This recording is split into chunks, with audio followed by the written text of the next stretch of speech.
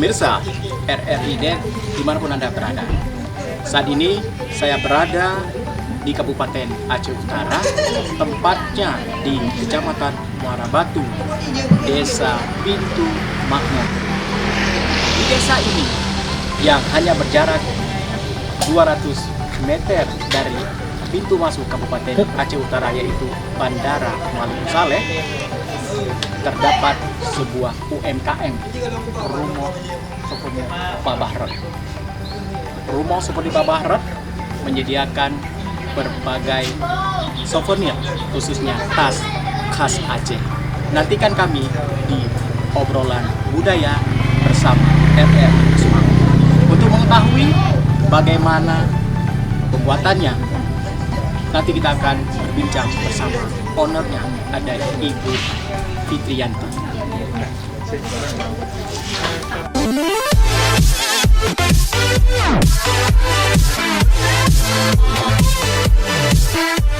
Assalamualaikum warahmatullahi wabarakatuh. Pemirsa dan pendengar RRI Net di seluruh Nusantara, kembali bersama kami RRI Lok Semawe menghadirkan RRI Net obrolan budaya untuk hari ini.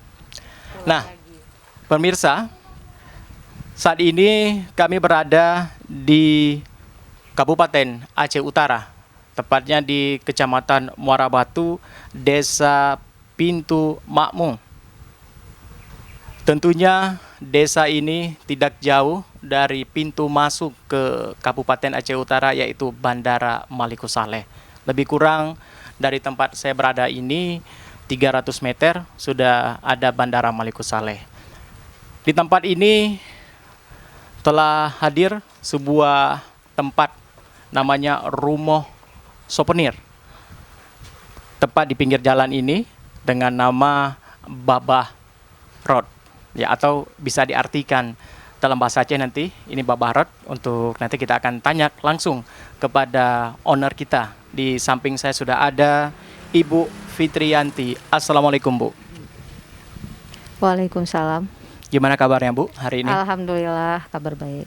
Iya, kalau kita melihat tempat sederhana ini begitu banyak menyediakan produk-produk yang begitu menarik, ya, khususnya untuk para wanita, tas dan berbagai lainnya.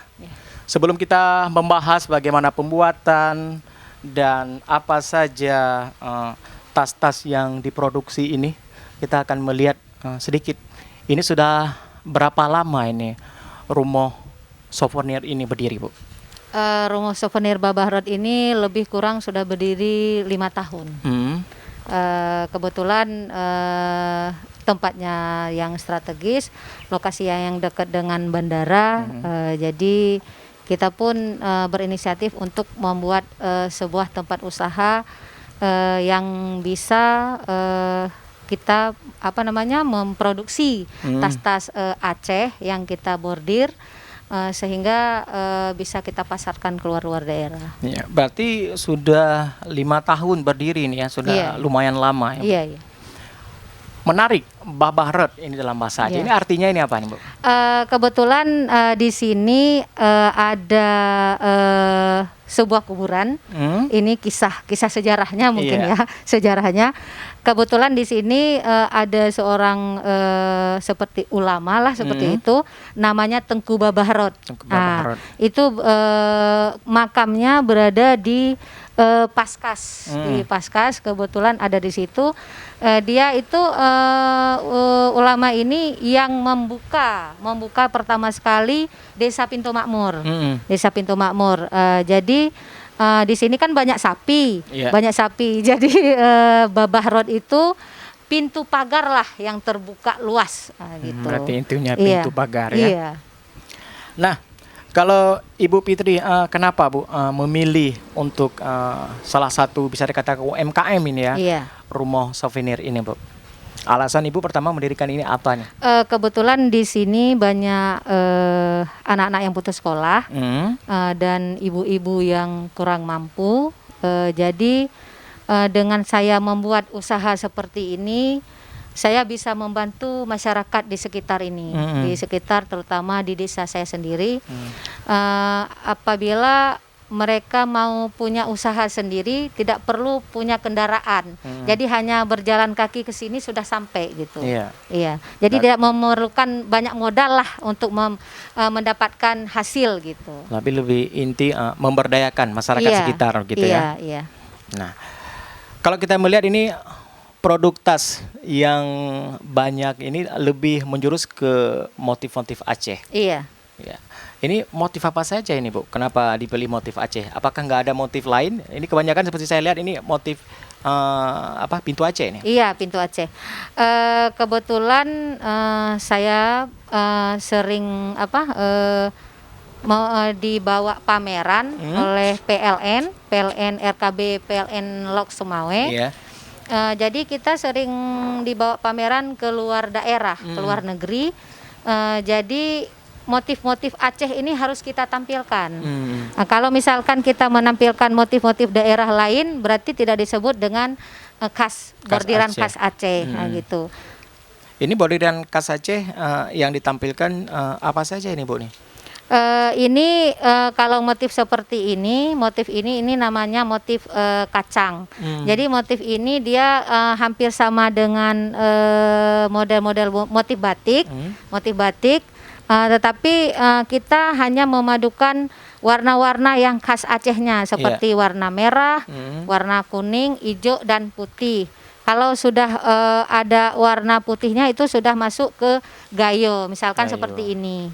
Nah, ini menciri khaskan punya Aceh Tengah, Aceh Tengah. Nah, jadi kita membuat bordir-bordir ini tidak mengkhaskan satu Aceh gitu. Maksudnya enggak Aceh Utara, enggak Aceh Tengah, enggak Aceh Barat gitu. Tapi Aceh pada umumnya. Kalau pintu Aceh ini untuk mempersatukan, ini melambangkan bahwa orang Aceh itu selalu merendahkan diri dengan orang lain gitu. Jadi makna dari pintu Aceh itu merendahkan diri dengan orang lain dan tidak gampang menerima hal-hal yang tidak bagus dari luar. Ya, berarti dari beberapa model ini tetap khas Aceh yang tidak dilupakan begitu ya. Iya. Baik. Nah, kalau kita melihat di atas meja ini banyak penganugerahan yang sudah Ibu peroleh ini. Nah, ini dari apa saja ini Bu? Sertifikat atau piagam yang pernah Ibu dapat selama 5 tahun berdirinya Rumoh Souvenir ini? Iya, kebetulan saya kemarin alhamdulillah sudah ada UMKM naik kelas. Itu dari Dinas Koperasi dan Industri Provinsi. Habis itu kebetulan dari BRI juga ada, saya jadi pemateri, dikasih plakat. Habis itu ada mengikuti pameran-pameran, ada pameran di Malaysia kemarin kita ikuti bulan Mei kita ikuti, itu dibawa oleh RKB PLN Lok Sumawe. Habis itu piagam yang banyak dari BI. Karena kita sering mengikuti seminar-seminar dan pelatihan-pelatihan. Iya. Nah, kalau kita melihat mungkin ada sebagian dari para remaja kita sering menganggap ini kembali ke tasnya ini motifnya. Oh ya, waduh, motif Aceh ini norak begitu, atau lebih mengatakan ini harus motif dari luar negeri ini baru keren, kampungan gitu. Iya. Ya, kebetulan sekarang ini ada mahasiswa yang lagi membuat skripsi seperti ini. Di sini kita pun tertarik untuk memadukan seperti ini. Ini namanya round bag, tas round bag. Kita padukan dengan kulit. Nah, jadi dengan kita padukan dengan kulit, mungkin mahasiswa atau remaja-remaja itu tidak nampak terlalu norak lah untuk memakainya. Habis itu kita pun mengikuti tren anak-anak sekarang, misalkan seperti ini yang mudah dibawa kayak gini aja. Jadi nggak seperti mak-mak banget lah gitu. Jadi dan juga ngikutin kita melihat anak-anak. seperti Iya. kulit biar agak premium sedikit ini Iya. ya, biar ada terkesan Iya. lebih mewah. Iya, iya Iya. benar. Nah, ini kalau kita melihat tadi banyak tas jenis. Mungkin Iya. bisa Ibu Fitri jelaskan Bu satu persatu. Yang ini dulu Ibu. Ini tas agak ukuran besar ini. Iya, ini kebetulan ini namanya nano bag. Ini yang lagi kita produksi untuk sebuah brand ini untuk Banda Bag. Iya. Mereka berasal dari Amerika. Yang kebetulan saya masih kerjasama dengan orang Amerika untuk memproduksi tas seperti ini. Ini nano bag mini. Yang besar ini namanya mini. Habis itu yang ini namanya tote bag. Ini namanya round bag. Nah, Round ini bag. round bag. Ini clothes. Nah, yang ini dompet. Kalau kita bilang dompet bule lah, karena mungkin orang-orang bule yang sering Iya. pesan, jadi kita bilang dompet bule. Nah, kalau ini clothes biasa tipis. Kalau yang ini dompet juga. Nah, kita melihat tadi dari mini ya sampai dengan rombek ini. Iya. Ini mana nih yang paling banyak diminati? Kalau saat ini yang paling banyak diminati round bag sama ini. Kalau remaja sama ini karena mudah dibawa kemana-mana. Mudah dibawa kemana-mana, simple. Simple. Iya, tidak merepotkan lah gitu. Ini pun ada tali panjang yang bisa diselempang Iya. dan bisa dibawa gini aja. Berarti kalau bicara ukuran pun ini akan berbeda juga deh harganya ya. Iya benar. Iya, kalau ini mungkin yang banyak diminati juga Iya. ya. Ini harganya ini berapa ini Bu? Kalau yang paling banyak diminati? Kalau yang kita padukan dengan kulit harganya 120.000. Kalau nggak kita padukan dengan kulit itu harganya 90.000. Kalau misalkan nanti ada misalnya request hardware-nya, Yeah. ring-ringnya ini, itu kalau misalkan mereka minta yang impor itu harganya lebih mahal. Iya, Karena kan kita sudah main dengan kualitas. Kalau misalkan hardware-nya masih yang biasa seperti ini yang biasa, ini harganya masih murah karena kita belinya juga murah. Iya. Nah, kalau kita melihat saat ini salah satu juga souvenir khas Aceh Iya. biar para remaja kita tidak meninggalkan ya Iya. khas dari simbol keacehan. Iya. Nah, ini antusias remaja khususnya untuk di daerah Aceh Utara terlebih dahulu lokal, Bu. Iya. Ini bagaimana untuk memiliki tas rombek ini? Kalau yang round bag ini dalam beberapa bulan ini alhamdulillah mereka sudah banyak minati karena sudah kita padukan dengan kulit. Kalau habis itu talinya udah kita modifkan dengan memakai tali-tali rantai. Iya. Pakai tali besi. Tali besi. Habis itu talinya ada yang kita modif lagi dibordir dengan modelnya bawahnya kulit juga. Itu. Nah, berarti begitu banyak juga ya para remaja kita yang menyukai tas Iya. yang sudah dimodifikasi baik itu menggunakan kulit ya, sehingga begitu banyak mereka suka dengan tas ini. Iya. Walaupun harganya juga bisa dikatakan terjangkau ya Iya, untuk benar. saat ini. Nah, juga nanti kita akan melihat ini Bu, apa saja tentu bahan baku yang dipergunakan ya.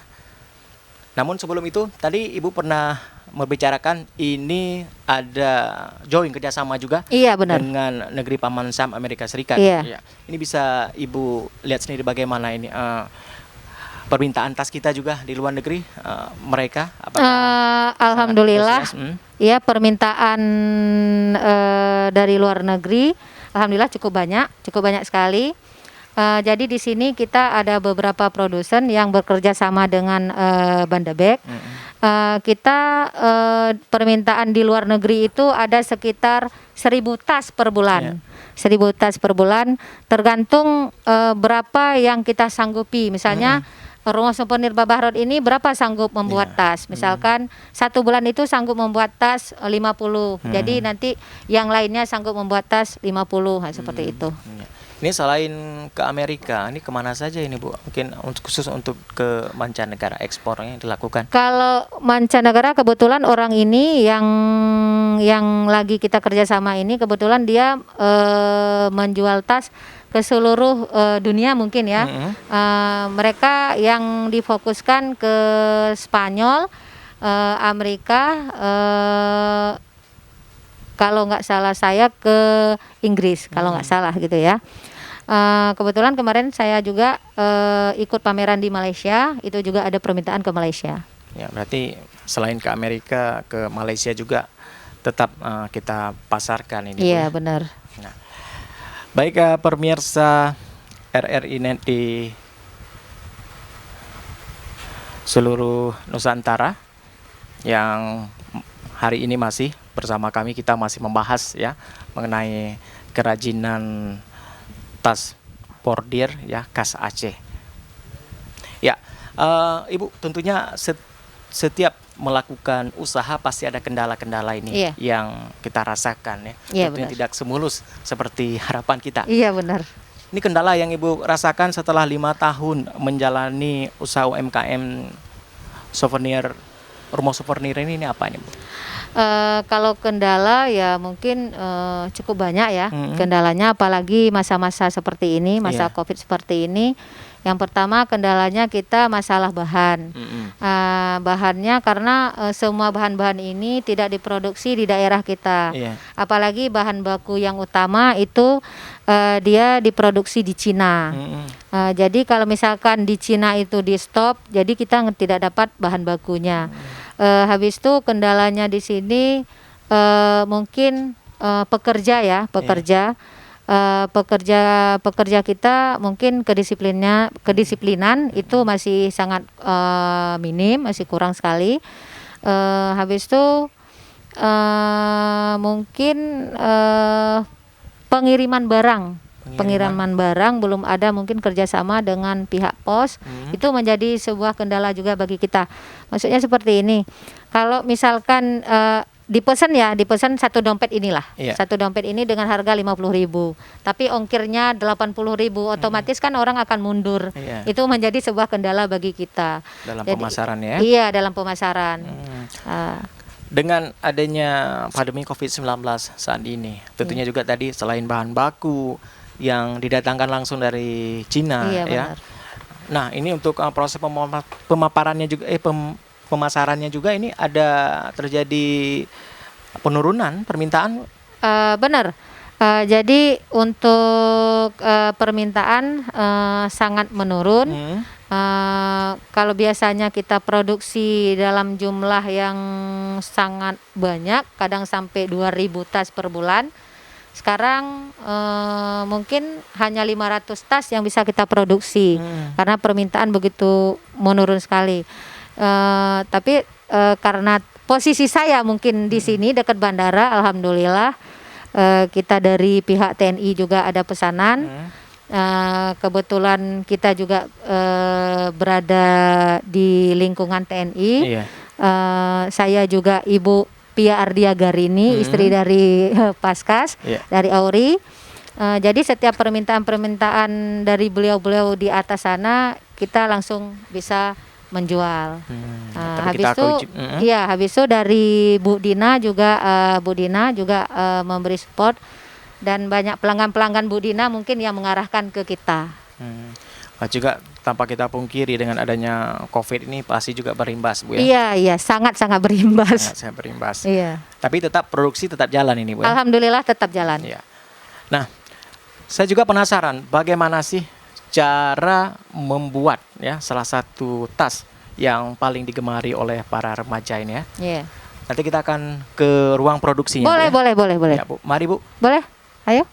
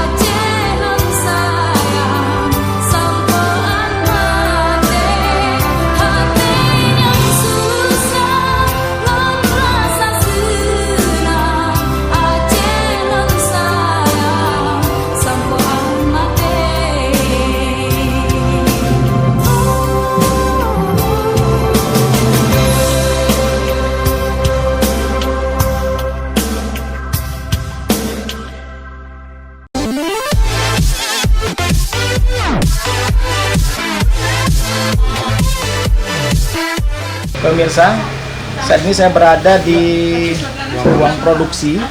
Nah, untuk kita melihat ini sepertinya pembuatan pola. Ini polanya sedang dibuat ini, Bu ya? Iya ya benar.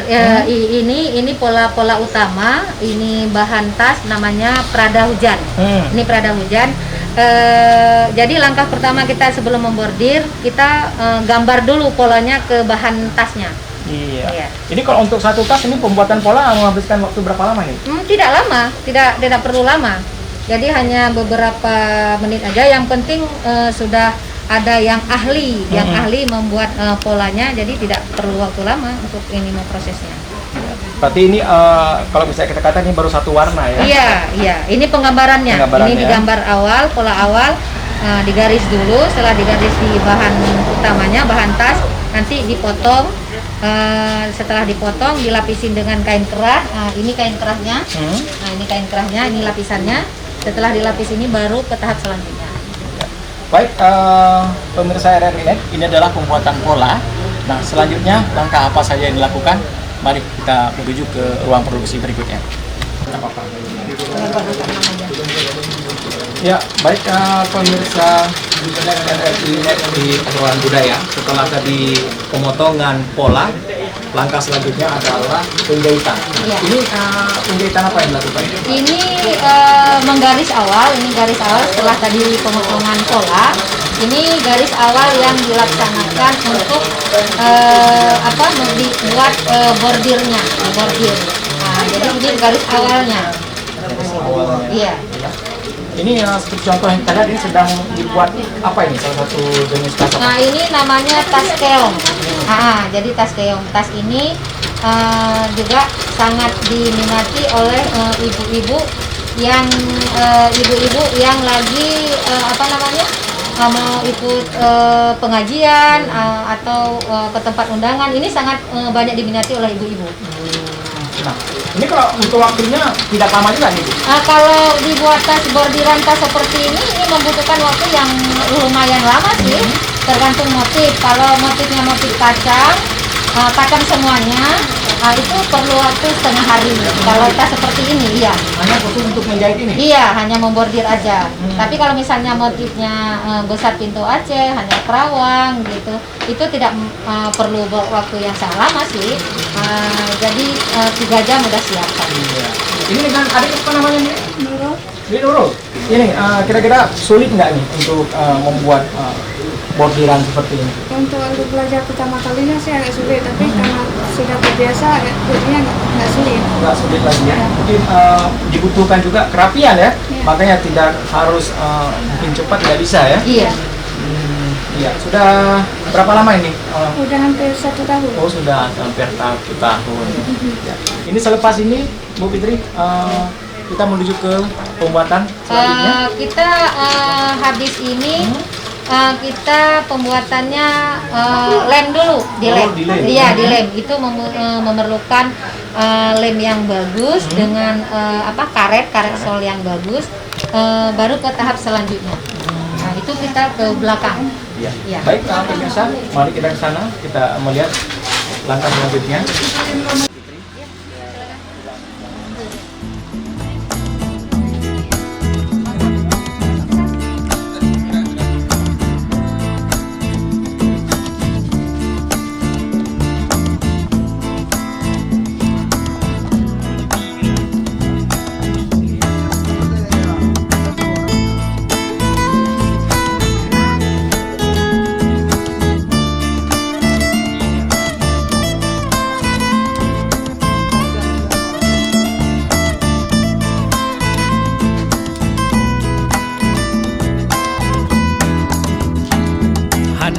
Leku pikir sabe-sabe mu perkara kuliah golom na gelar sarjana bangan yah ketanyong bakon golom kawi sudah dosen tanyong pajan skripsi ka bapa dumka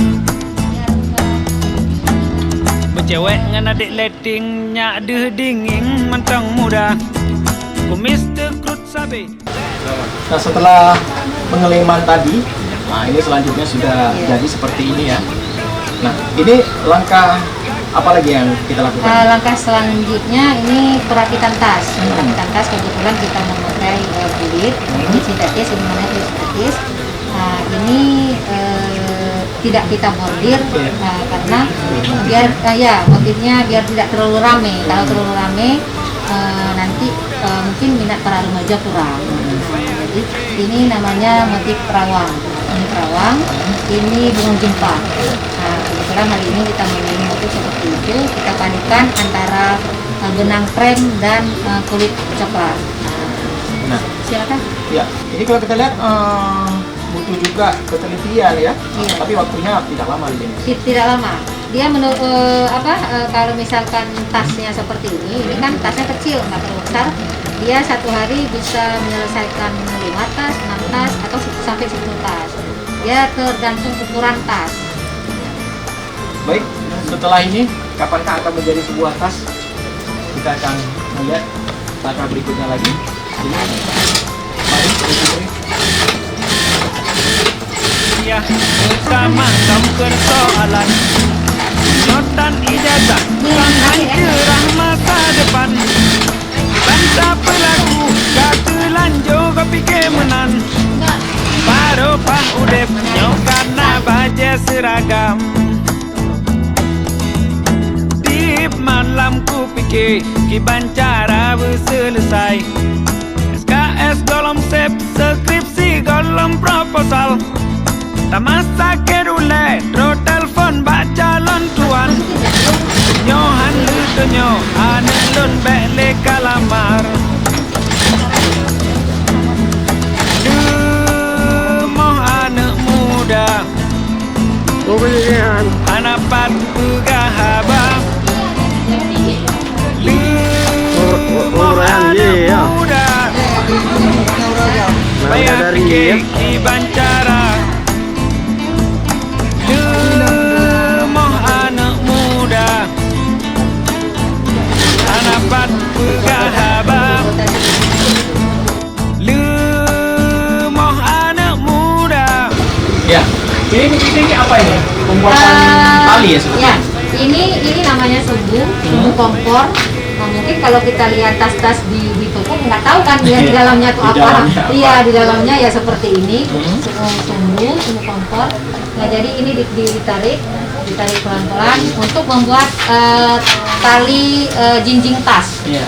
Nah, ini pembuatan tali untuk jinjingan tas. Ini sepertinya tidak memakan waktu lama ya? Tidak memakan membuat waktu lama. satu.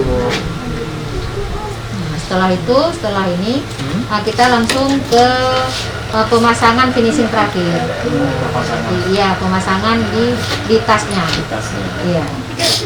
Baik, coba kita lihat ini pemasangan terakhirnya dari pertama dan sampai dengan beberapa tahap ya. Di atas sudah siap untuk dipasarkan. Iya, benar-benar.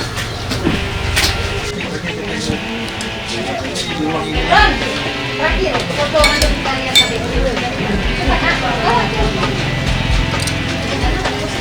Di atas bumi ku berpijak, ada jiwa yang tenang di hariku.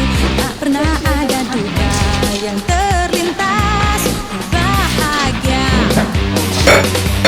Ingin ku lukis semua hidup ini dengan cinta dan cita yang terindah.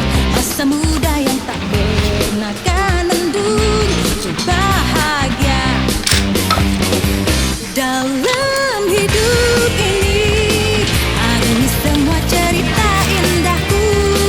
Saat-saat remaja yang terindah tak bisa terulang. Ku ingin nikmati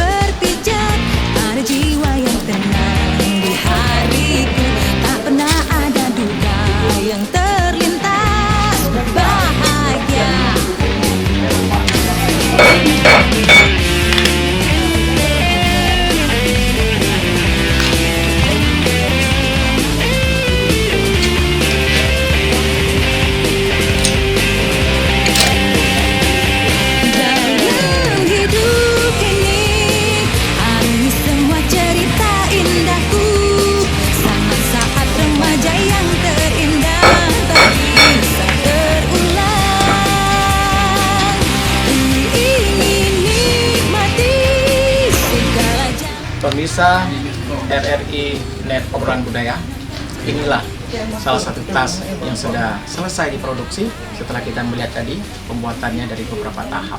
Ya, ini satu tas ini membutuhkan waktu berapa lama?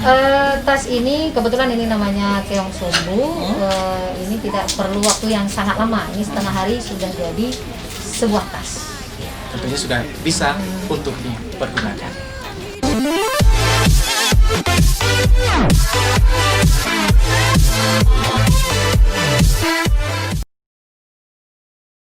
Nabungong selanga kemang sabo bak tangke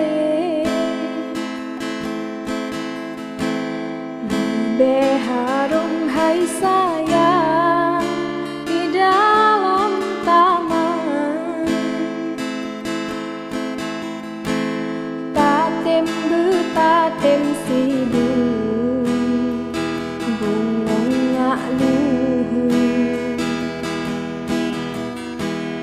tatem betatem sibu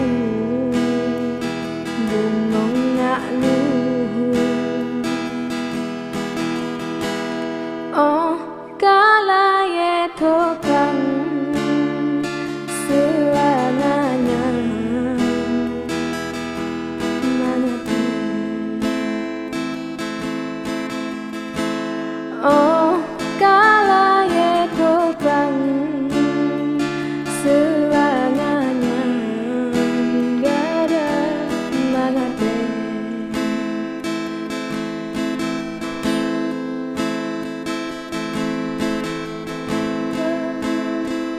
wahai bungong cedahan aban tamsenya darah yang candan rupa kabana bija pelayang urongan malam burung di doda sayang sayang lepatat sayang terus bawa teh burung pih malam kahabeh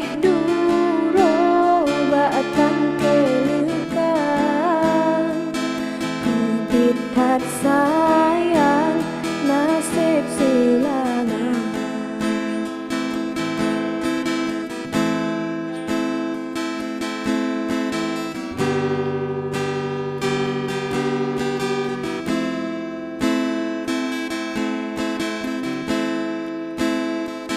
wahai bungong cedahan aban tamsenya darah yang candan rupa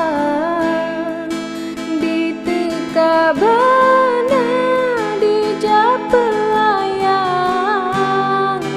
urongan malam burung di doda sayang sayang lepatat sayang terus bawa teh bungong pih malam kahabeh duro batang kelekang kebidat sayang nasib selama kahabeh duro batang kelekang kebidat sayang nasib selanga.